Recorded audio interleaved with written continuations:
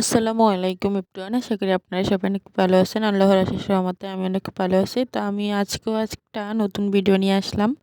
তো এই তো আমি সকালে ঘুম থেকে উঠে আর কি রান্না বসিয়েছি। তো এই তো এই চুলায় ডাল বসিয়েছি আর এখানে ভাত। আর আজকে হচ্ছে কিছুটা মুরগির মাংস রান্না করব, আলু দিয়ে ঝোল করব আর কি। তার জন্য মুরগির মাংসগুলো ধুয়ে রেখে দিয়েছি। আর এখানে হচ্ছে ডালটাতে আমি ধনিয়া পাতা আর কি দিয়ে দিব। তো ধনিয়া পাতাগুলো কুচিয়ে রেখেছি। তো এখন আমি দিয়ে দিয়েছি। তো এই তো আমি এখানে হচ্ছে মুরগির মাংসের জন্য পেঁয়াজ দিয়ে আর কি ফোড়নটা দিয়ে দিলাম। এখন একটু পানি দিয়ে আদা রসুন পেস্ট, তারপর হচ্ছে হলুদ মরিচ সব দিয়ে ভালোভাবে কষিয়ে নিব। তো এই তো এখানে হচ্ছে লবণ, হলুদ, মরিচ সব কিছু দেওয়া হয়ে গেছে, সাথে একটু জিরের গুঁড়ো, তারপর হচ্ছে একটু গরম মশলার গুঁড়ো আর কি দিয়ে একসাথে কষিয়ে নিব। অল্প পরিমাণে দিয়েছি মশলাগুলো, গরম মশলার গুঁড়া আর হচ্ছে জিরে গুঁড়ো, কারণ আমি তরকারির শেষে আবার আর কি দিব। তো তার জন্য অল্প একটু দিয়ে ভালোভাবে কষিয়ে নিলাম। এই তো এখানে দেখেন কত সুন্দর কষানো হয়ে গেছে।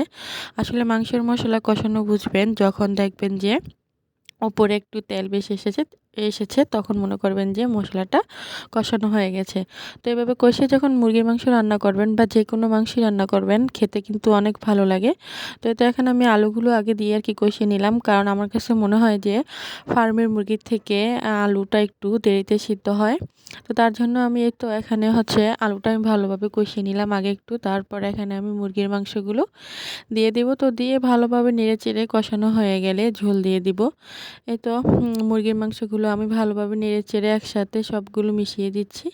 এতে এখানে হচ্ছে আমি ঝোল দিয়ে দিয়েছি, ঝোল দিয়ে একটু হয়ে এসেছে। তো এখন আমি একটু গরম মশলার গুঁড়ো আর হচ্ছে একটু জিরের গুঁড়ো দিয়ে দিব।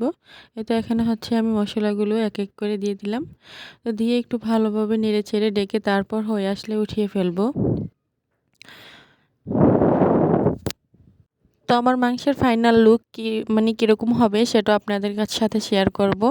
তো এখন আমার মাংসগুলো হয়ে এসেছে প্রায় অনেকটাই।